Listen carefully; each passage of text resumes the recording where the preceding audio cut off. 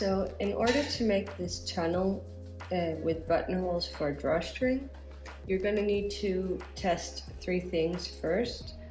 The first is the overlocked or zigzagged edge, whatever you prefer, depending on your machine as well. So you have to test that that works right.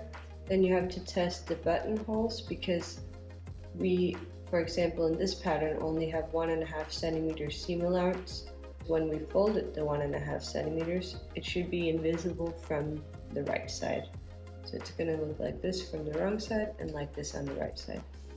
The last thing you need to test is a stretchy type of just straight stitch, or as straight as it can be. This one is a very, very thin zigzag.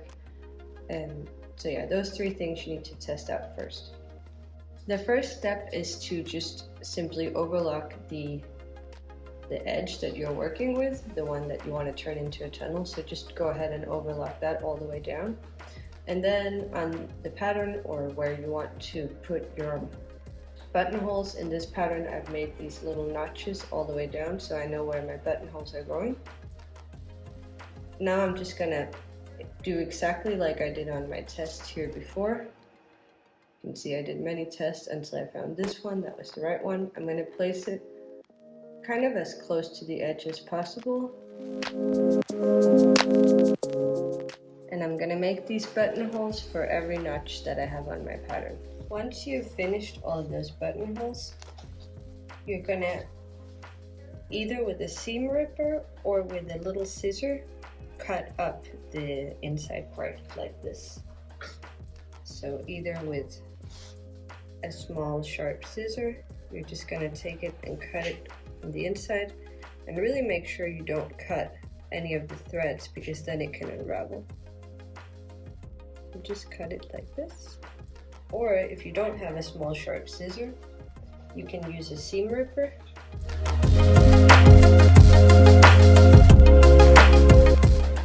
After you cut open the buttonholes, you're going to iron down this edge with the seam allowance that you had. In this case, it's 1.5 centimeters.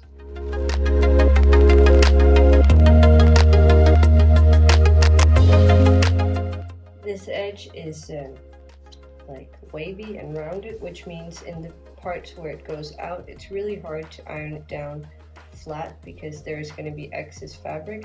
So just really do your best to not get any creases like this one. But again, it is from the inside, so even if you do see a little bit of a crease, it won't be visible from the outside, so don't stress too much about it. But sometimes you can get them out.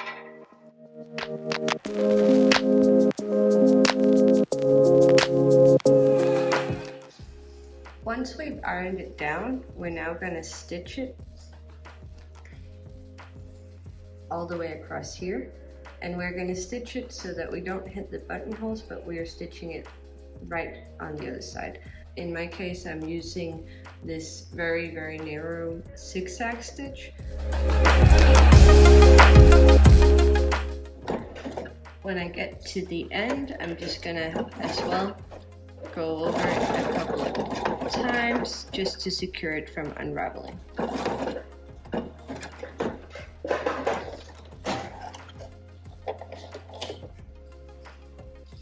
And now you can see we have from the outside just this very narrow zigzag stitch, and on the inside it looks like this. And now all there's left to do is pass the drawstring through these buttonholes in this tunnel that we've made. So I'm going to start from the top, because apart from these buttonhole openings we also have an opening in the top here. To pull the drawstring through, you can either use this loop turner or a safety pin.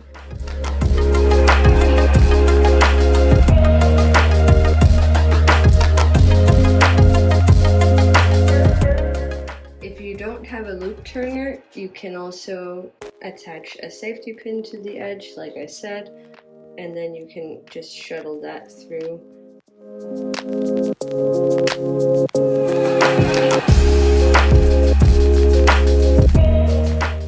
This specific top that I'm making, it has this crossover in the drawstring. So now that I've attached or inserted the drawstring in both sides from the top, you can see here is the drawstring going through both holes. Now I'm going to cross them over and take them through the next part of the tunnel, and then cross them over again and take them through the last part of the tunnel. Now I've pulled the drawstring crossing over through both sides, so you can see it's making these little holes here. And now I can just kind of scrunch them up however much I want. There you go. And that's how you make tunnel with buttonholes on the inside.